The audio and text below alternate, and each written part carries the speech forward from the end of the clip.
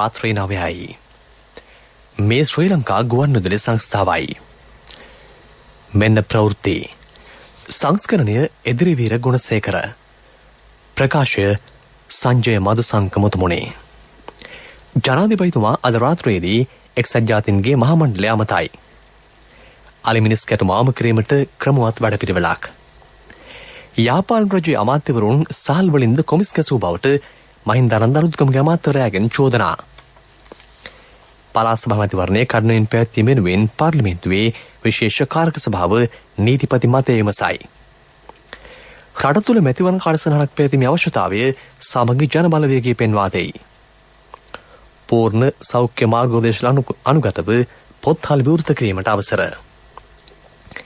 සුවය ලැබූ ආසාදිතයින් සංඛ්‍යාව 4,35,000ක්මයි. ඇමරිකාවේ කොවිඩ් ආසාදිත මරණ සංඛ්‍යාව 7,00,000කට ආසන්න වෙයි. බ්‍රිතාන්‍ය ක්‍රීඩක ඇන්ඩි මරේ මසස්ලි අන්තර්ජාතික ටෙනිස් තරගාවලියේදී පෙරමුණට.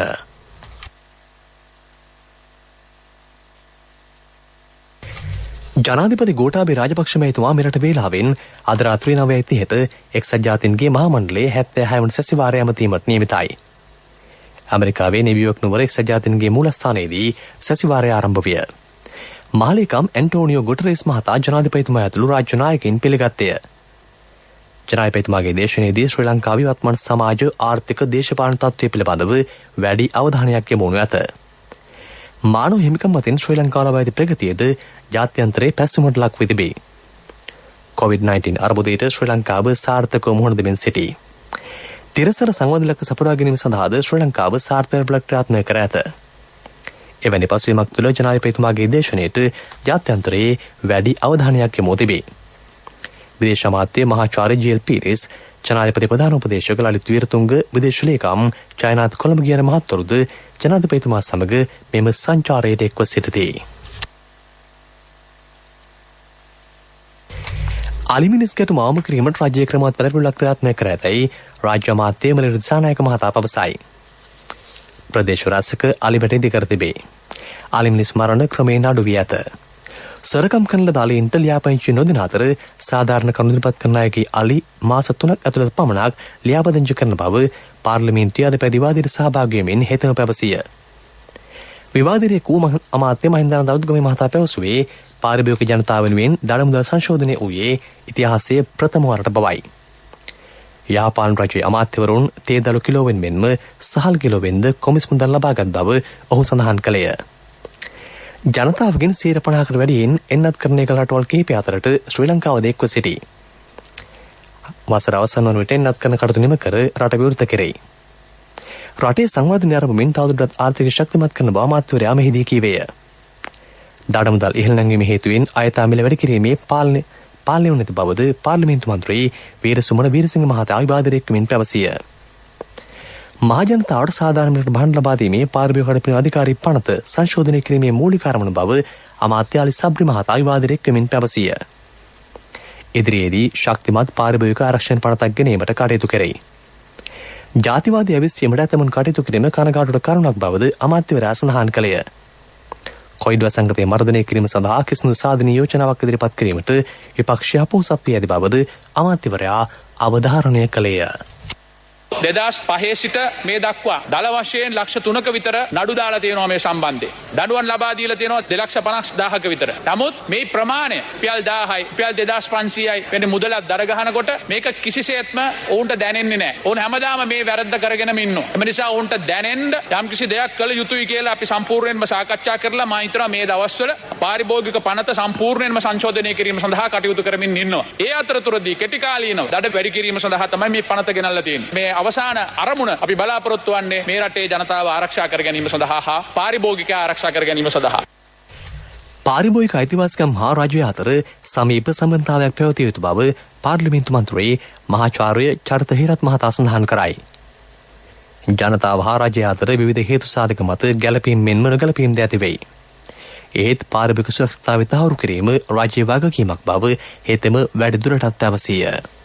මේ පනත පිළිබඳව අදගෙන මේ සංශෝධනය මගින් කියන්නේ ඒක ගැන ඇත්තටම හරිම කනගාටුදායකයි. මේ ප්‍රශ්නේ අමතන්නේවත් නැතුව වෙන දිහාවල් ගණනාවක සෞඛ්‍ය ශාස්ත්‍රයේ රාජ්‍ය තාන්ත්‍රික ශාස්ත්‍රයේ එහෙම නැත්නම් වෙනත් ජිනීවාවල එහෙම නැත්නම් වෙන තැනකට මේ ප්‍රශ්නේ ගෙනියනවා. මේ කියන්නේ වෙළඳපොළයි රාජ්‍යය අතර තියෙන බරපතල ගැටුමක් එක්ක තමයි අපි මේ ප්‍රශ්නේ අද සාකච්ඡා කරන්නේ. අපි මේ නිශ්චිත මිල ගාන දැම්මේ නැත්නම් ඒ අය කැමති ගානකට බඩු විකුණනවා. මෙන්න මේ වෙළඳපොළයි රාජ්‍යය අතර තියෙන මේ ගැටුම සමහන් කරන්න ගත්ත එක පියවරක් විදිහටයි මේ සංශෝධනය අපි තේරුම් කරගත යුත්තේ. ඒ නිසා මේ සංශෝධනය විසින් කරන්නේ යම්කිසි නිශ්චිත මුදලක් එක්ක එහෙම නැත්නම් උපරිම සිල්ලර මිලක් එක්ක ඒ භාණ්ඩය වෙළඳපොළ තුල ස්ථාපිත කළ යුතුයි කියන මතය ගේන්න රජයේ විදිහට අපි නෛතිකව ශක්තිමත් වෙන එකයි. මම පෞද්ගලිකව විශ්වාස කරනවා විශේෂයෙන්ම අපි පාරිභෝගිකයා පිළිබඳවත් ඒ වගේම විශේෂයෙන්ම සහල් වගේ නම් ඒකේ ඉන්න ගොවියා සම්බන්ධවත් ඒ වගේම ව්‍යාපාරිකයා සම්බන්ධවත් කියන පැති තුනම හිතන්න වෙනවා. පළාත් සභා මැතිවරණය කඩනමින් පැවැත්විය යුතු යන්න මැතිවරණ සංශෝධනය සඳහා වන පාර්ලිමේන්තු ශිෂ්ඨකාර සභාවේ පොදු මතය බව එහි සභාපති සභානායක අමාත්‍ය දිනේෂ් ගුණවර්ධන මහතා පවසයි. එම මැතිවරණය කඩනමින් පැවැත්වීම සඳහා ගත යුතු ඉදිරි පියවර සම්බන්ධයෙන් නීතිපති දෙපාර්තමේන්තුවේ ආදේශ ලබා දෙන ලෙස ඉල්ලීමක්ද කර ඇත. දීර්ඝ කාලයක් තිස්සේ පළාත් සභා මැතිවරණය නොපැවැත්වීමේ හේතුවෙන් ගැටලු රැසක් උද්ගත වී තිබේ. සීමා නිර්ණය කටයුතු ඉදිරිපත් නොවීම හේතුවෙන් මේ ගැටලු තවදුරටත් උග්‍ර වී ඇත. සියලු පාර්ශ්වයන්ගේ සහාය ඇතිව කඩනමින් පළාත් සභා මැතිවරණය පැවැත්වීම රාජ්‍ය අපේක්ෂා බවද දිනේෂ් ගුණවර්ධන මහතා වැඩිදුරටත් සඳහන් කරයි. පාර්ලිමේන්තු පළාත් සභා සහ පළාත් පාලන මැතිවරණ සමානුපාතික නියෝජන ක්‍රමයට පැවැත්වීමේ අවශ්‍යතාව සමගි ජන බලවේගයේ පෙන්වා දෙයි. රට තුළ මැතිවරණ කාර්යසටහනක් පැවැතිය යුතුය. එමගින් ජනතාවගේ ඡන්ද අයිතිය තහවුරු කළ යුතු බව එම පක්ෂයේ පාර්ලිමේන්තු මන්ත්‍රී කබීර් හෂීම් මහතා සඳහන් කරයි. සියලු මහජන නියෝජිතයින් විනයගත කිරීමේ අවශ්‍යතාවයද තදින් පවතී. විධායකයේ ව්‍යවස්ථාදායකයේ සහ අධිකරණ අතර සංවරණ සහ තුලන ප්‍රතිපත්තිය ක්‍රියාත්මක යුතු බවද මන්ත්‍රීවරයා සඳහන් කරයි. රට තුළ දැනට පවතින මනාප ක්‍රමය සම්පූර්ණයෙන් මියවත් කළ යුතු බව පාර්ලිමේන්තු මන්ත්‍රී පූජ්‍ය අතුරුලිය රතන ස්වාමින් වහන්සේ පවසති. කොට්ටාශයකට වාකින මන්ත්‍රීවරයෙකු සිටිය යුතුය. සුළු ජාතික පක්ෂවල නියෝජනය කිරීම සඳහා කාලීන අවශ්‍යතාවයකි. මතවාදය අනුව දේශපාලන සිදු කරන සංස්කෘතියක් රට තුළ නිර්මාණය විය යුතුය. මැතිවරණ වියදම් පාලනයට අදාළව නිර්ණායක කඩනමින් සැකසීම ජාතික අවශ්‍යතාවයක් බවට පත්ව ඇත. දේශපාලන පක්ෂවල ප්‍රජාතන්ත්‍රවාදී මූලධර්ම හඳුන්වා දිය යුතු බව උන්වහන්සේ පවසති. සංචරණ සීමා පනවා ඇති කාල සීමාව තුළදී පොත්හල් විවෘත කර තැබීමට අවසර දී තිබේ. සෞඛ්‍ය මාර්ගෝපදේශවලට අනුගත වෙමින් පොත්හල් විවෘත කළ යුතු බව පොලිස්පති සී.ඩී. වික්‍රමරත්න මහතා සඳහන් කරයි. පොත්හල් විවෘත කිරීමට අනුමැතිය ලබා දෙන ලෙස පොත් ප්‍රකාශනගේ සංගමය මීට පෙර ඉල්ලීමක් කර තිබුණි. මේ ප්‍රවෘත්ති ශ්‍රී ලංකා ගුවන්විදුලි සංස්ථාවෙන්.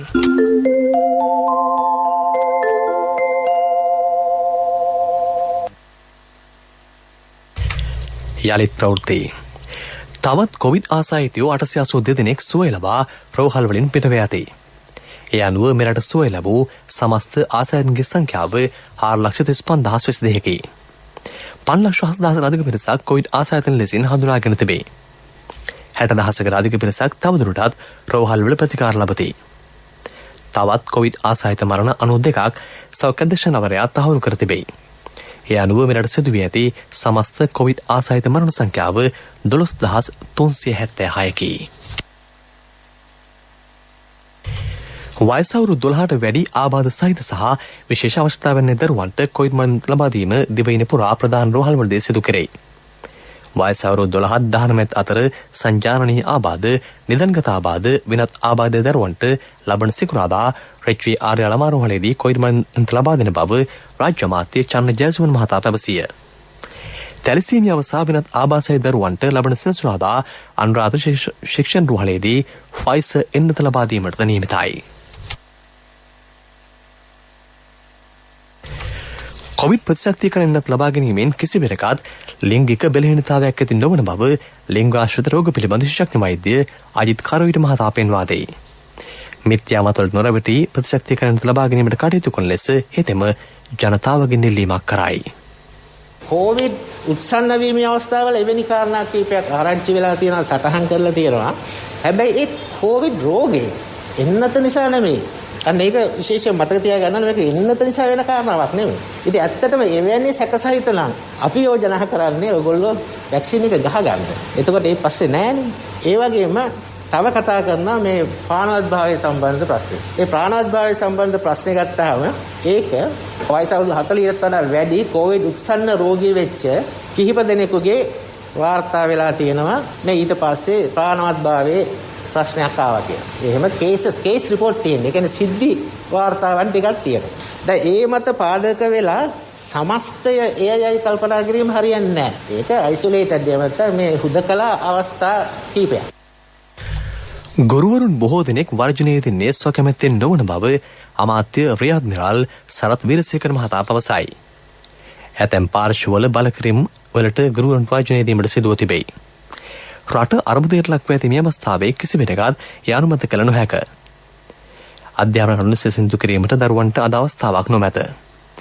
ගැටලු වලට සාධාරණ සුවචනා වී තිබියත් වර්ජන නිවත්වය දරුවන්ට අධ්‍යාපන ලබා දීමට කටයුතු කරන ලෙස අමාත්‍යවරයා ගුරු විදුහල්පතිවරුන්ගෙන් වැඩි දුරටත් ඉල්ලීමක් කරයි. හිටපු පාර්ලිමේන්තු මන්ත්‍රී රංජන් රාමනායක මහතා සිදු කළ වරදට උපරිම දඬුවම් විඳිමින් සිටින අතරතුර තවත් අයුරකින් හොට දඬුවම් ලබා දීම සාධාරණ නොවන බව අමාත්‍ය ඩලස් අලහප්පෙරුව මහතා පවසයි. මට පෞද්ගලිකව දැනෙන්නේ රංජන රාමනායක මහත්මයා වැරද්දක් කරා. හැබැයි ඔහුට දඬුවමක් ලැබුණා. මොකද දඬුවම 1,50,000කට ආසන්න ජනතාවගේ කැමැත්තෙන් තේරීපත් වෙච්ච ඔහුගේ മന്ത്രി ධූරය අවශ්‍ය කරනු ලැබුවා. ඒක පුරවැසියෙක්ට දෙන්න පුළුවන් බරපතලම දඬුවමක්. මට පෞද්ගලිකව දැනෙන්නේ දඬුවම් දෙකක් බරපතල වැඩි කියලා. ඒ නිසා අපි පෞද්ගලිකව කිසි ලෙසක රාජ්‍ය නායකවත් ආණ්ඩුවවත් පෞද්ගලිකව ද්වේෂසහගත චේතනාවකින් ඔහු දිහා බලන්නේ නැති බව මම ඉතා වගකීමෙන් ඔබට කියනවා. නිසා අපි ඒ පිළිබඳව ධනාත්මකව කල්පනා කරමුයි කියලා ඔබට මම මේ වෙලාවේ කියන්න කැමතියි. මේ අතර යුගදනෝ බලාගාරයේ මතුවී ඇති ගැටලු සම්බන්ධයෙන් අද දිනේත් අග්‍රාමාත්‍යවරයා සමගින් සාකච්ඡාවක් පවත්වන බව අමාත්‍ය ඩලස් අලහප්පෙරුව මහතා සඳහන් කළේය. පවතින ගැටලු හැකි ඉක්මන විසඳීම සියාරමුණ බවද හෙතෙම වැඩි දුරටත් පැවසිය. ත්‍රස්තවාදී වැළැක්වීමට අවශ්‍ය ක්‍රියාමාර්ග ගැනීම සංහිඳියාව සහ සාමය කඩ කිරීමක් නොවන බව ජාතික සමගිය සහ ප්‍රතිසන්ධානය සඳහා වන කාර්යාලය අධ්‍යක්ෂ මණ්ඩල සමාජික මහාචාර්ය ජීවා නිර්මල මහත්මිය පවසන්නේය. සාමය ආරක්ෂා කිරීම පුරවැසියාගේ සමාජීය වගකීමක් වන බවද ඇය සඳහන් කරන්නේය. මතක තියාගන්න රාජ්‍යයේ පරම යුතුයකම් ඒ රාජ්‍යයේ සිටින මිනිසුන් ආරක්ෂා කර ගැනීම කියන එක. එතකොට ඒ රාජ්‍ය තුලම ඉන්න අය සන්නද්ධ අරගලවල යෙදෙනවා නම් කුමක්ද කළ යුත්තේ? එය නවත්වන්න අවශ්‍ය වෙනවා. එතකොට එය නවත්වන්න යම් කිසි බලයක් භාවිතා කරන්න සිද්ධ වෙනවා. ඒ බලය භාවිතා කිරීම ඒ අදාළ නීති වලින් සම්මත කරගෙන තියෙනවා. මේක අපේ රටේ විතරක් තියෙන දෙයක් නෙමෙයි. ලෝකයේ ඕනෑම රටක මහජන ආරක්ෂාව සඳහා අපේ රටේ මහජන ආරක්ෂක පනත කියලා තියෙනවා. ඒක සඳහා අපිට බලය ලබා ගන්න අනුක්‍රම ව්‍යවස්ථාවෙන්ම අවස්ථාව දීලා තියෙනවා. ත්‍රස්තවාදයේ වැළැක්වීමේ පනත කියන එක ත්‍රස්තවාදයේ වැළැක්වීමට නීතියක් තියෙනවා නම් ඒකේ తాවකාලික බව නෙමෙයි මම කතා කරන්නේ. එවැනි නීතියක් අවශ්‍යයි. එවැනි නීතියක් නැතුව රටේ මිනිසුන්ගේ තියෙන ආරක්ෂාව තහවුරු කරගන්න බැරි වෙන විදියට නීතියක් තියෙනවා නම් ඒ නීතිය ඇත්ත වශයෙන්ම ශක්තිමත් නීතියක් නෙමෙයි. රෝහණ විශ්වවිද්‍යාලය ප්‍රකල්පතට එරෙහිව විශ්වවිද්‍යාල ප්‍රතිපාදන කමිෂන් සභාවට පැමිණිල්ලක් ඉදිරිපත් කර තිබේ. අන්තර් විශ්වවිද්‍යාල ශිෂ්‍ය බල මණ්ඩලය ඒ ඉදිරිපත් කර ඇත. වනාත විල්ලුව කරතු ප්‍රදේශයේ නිවසකට ගෙන ගැනීමෙන් 97 අවුරුදු පුද්ගලයෙකු ජීවිතක්ෂයට පත්ව ඇත. සිදුවීම සම්බන්ධ විමර්ශනයක් ක්‍රියාත්මක කරන බව පොලිසිය පවසයි. මීළඟට ප්‍රමුඛ පුවත. ප්‍රමුඛ පුවත ඔබ වෙත ගෙනෙන්නේ සෑම ගෙදරකම සිටිය යුතු වෙද මහත්මයා සිද්ධාලේප. විදේශීය ආයෝජකයින් දිරිගැන්වීමේ අරමුණෙන් වීසා බලපත්‍ර කාල සීමාව වසර 5ක් තෙක් ඉහළ නැංවීමට කටයුතු කරේ. ඒ සඳහා ආගාමික විගාමික පනත සංශෝධනය කරේ. එම සංශෝධන තුළින් ස්ථිරවාස විසාත්වයක් හඳුන්වා දීමටද නියමිතයි. මෙම සංශෝධන තුළින් සමාජ ආර්ථික ප්‍රතිලාභ රැසක් හිමිවන බව ආගමන විගමන පාලක ජෙනරාල් සරත් රූපසිරි මහතා සඳහන් කරයි.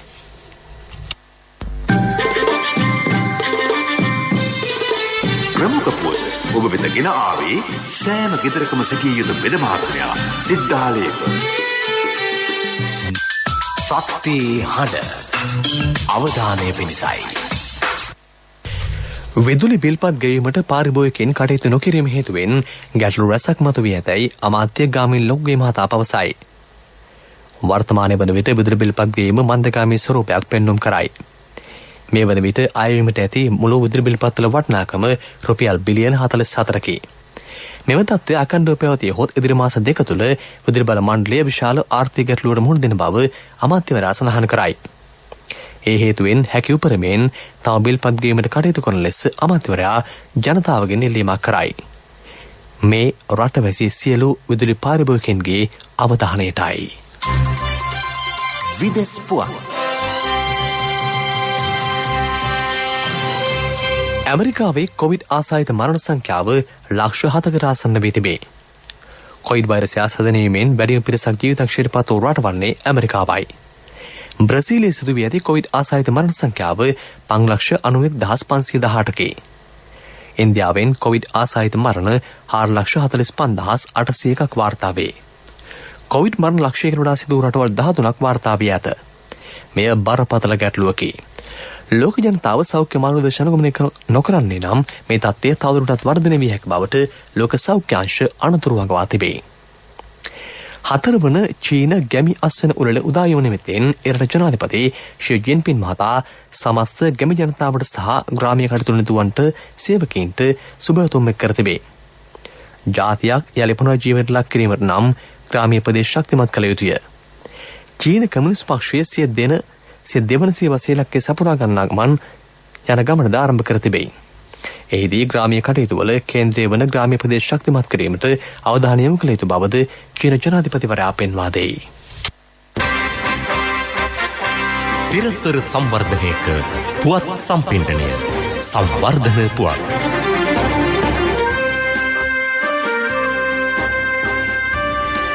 ගාල්ල වරාය සංවර්ධනය කරේ. කලාපීය වාණිජ වරායක් ලෙස සංවර්ධනය කරන බව වරාය සහ නාවික අමාත්‍යාංශය පවසයි. රාජ්‍ය හා පෞද්ගලික යන දෙයන්ශයේ හවුල්කාරීත්වය යටතේ ක්‍රියාත්මක කරන ව්‍යාපෘතියක් ලෙස ගාල්ල වරාය සංවර්ධනය කිරීමේ කටයුතු ක්‍රියාත්මක කරන බව එම අමාත්‍යාංශය වැඩි දුරටත් සඳහන් කරයි. ක්‍රීඩා පුවත්. මෙවර LPL තරඟාවලියේදී ගෝල් ග්ලැඩියේටර්ස් කණ්ඩායම ශූරතාහිමි කරනු ඇතැයි වාර්තා වෙයි. එහි පළමු අදියර යන ශූරතාව දිනාගත්තේද ගෝල් ග්ලැඩියේටර්ස් කණ්ඩායමයි. එහි ශූරතාව දිනාගත්තේ ජෙෆ් නැෂ්ලන්ස් කණ්ඩායමයි. මේ අතර මේ වසරේ පැවැත්වෙන ලංකා ප්‍රීමියර් ලීග් දෙවන අදියරේ කණ්ඩායමේ සමහිමිකරුවන් බවට අසීස් අබ්දුල් රහීම් සහ මජීද් බසීර් පත්ව ඇත. පාකිස්තාන සුපර් ලීග් තරඟාවලියේ ක්වේටා ග්ලැඩියේටර්ස් කණ්ඩායමේ හිමිකරුවන්නේද ගෝල් ග්ලැඩියේටර්ස් කණ්ඩායමේ පළමු හිමිකරුවන නදීම් ඕමාර්ය. මාසෙස්ලි අන්තර්ජාතික ටෙනිස් තරඟාවලියේදී ප්‍රථම වටේ ජයක් ලැබීමට බ්‍රිතාන්‍ය ටෙනිස් ක්‍රීඩක ඇන්ඩි මරේ සමත් වෙයි. ඔහු වෙතින් ප්‍රංශ ක්‍රීඩක යුගෝ හම්බර්ට් පරාජයට පත්විය. ලකුණු තත්ත්වය 6-3 සහ 6-2 ලෙසින් සරහන් විය. දෙවන වටේදී ඇන්ඩ්‍රි මරේ කැනඩාවේ ක්‍රීඩකයෙකු සමග තරඟ වැදීමට නියමිතයි. ව්‍යාපාරික පුවත් ඔබ වෙත ගෙන එන්නේ ජාතික ඉතිරි කිරීමේ බැංකුවෙන් ඔබ වෙත ගෙන එන සියල් සපිරි ඇප් එක NSB Pay. කිරි නිෂ්පාදන ඉහළ නැංවීම සඳහා අංශ 4ක් යටතේ විශේෂ අවධානය යොමු කර ඇතැයි මිල්කෝ ආයතනයේ සභාපති ලසන්ත වික්‍රමසිංහ මහතා පවසයි. සතුන්ට අවශ්‍ය පෝෂණය ලබා දීමේ කෙරෙහි වැඩි සැලකිල්ලක් දක්වන බවද හෙතෙම සඳහන් කරයි.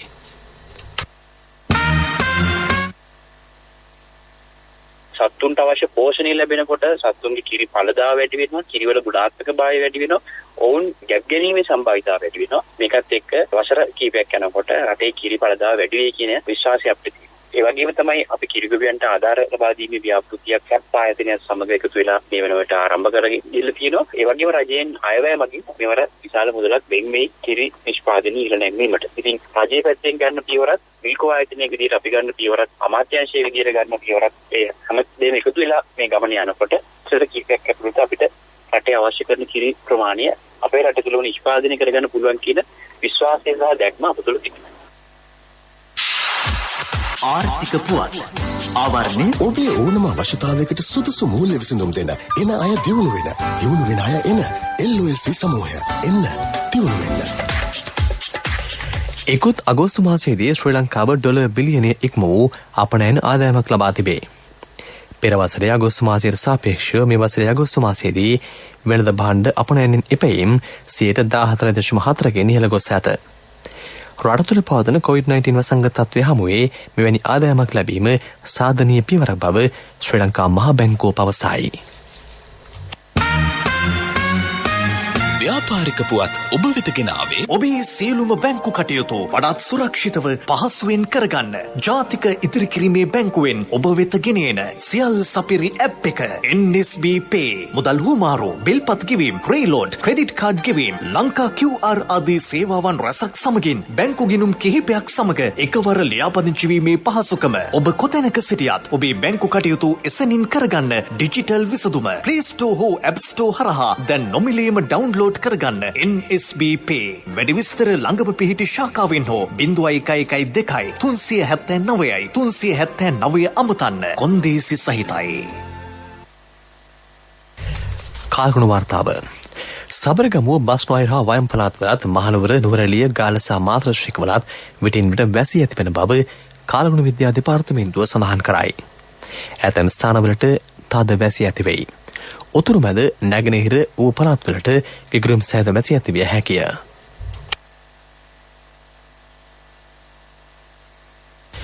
ප්‍රවෘත්ති අවසන් කිරීමට යාලි සිරස්තල ජනාධිපතිතුමා අද රාත්‍රියේදී එක්සත් ජාතීන්ගේ මහා මණ්ඩලය අමතයි.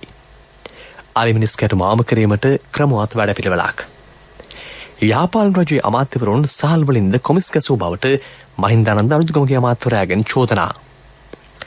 පළාත් සභා මැතිවරණය කඩනමින් පැවැත්වීම වෙනුවෙන් පාර්ලිමේන්තු විශේෂ කාරක සභාව නීතිපති මතය විමසයි. රට තුළ මැතිවරණ කාලසටහනක් පැවැත්වීමේ අවශ්‍යතාවය සමග ජනබලවේගය පෙන්වා දෙයි. පූර්ණ සෞඛ්‍ය මාර්ගෝපදේශවලට අනුගතව පොත්හල් විවෘත කිරීමට අවසර. සුවය ලැබූ ආසාදිත සංඛ්‍යාව 4,35,000ක් වයි. ඇමරිකාවේ කොවිඩ් ආසාදිත මරණ සංඛ්‍යාව 7,00,000කට ආසන්න වෙයි. බ්‍රිතාන්‍ය ක්‍රීඩක ඇන්ඩි මරේ මසස්ලි අන්තර්ජාතික ටෙනිස් තරගාවලියේදී පෙරමුණට. අපගේ මේ ප්‍රවෘත්ති ප්‍රකාශයට www.slbc.lk වෙබ් අඩවියෙන් ඔබට සවන් දිය හැකියි. අපගේ මීළඟ ප්‍රධාන ප්‍රවෘත්ති ප්‍රකාශය හෙට උදෑසන 6ට බලාපොරොත්තු වන්න. රාත්‍රී ප්‍රවෘත්ති ඉන් සමාප්තයි.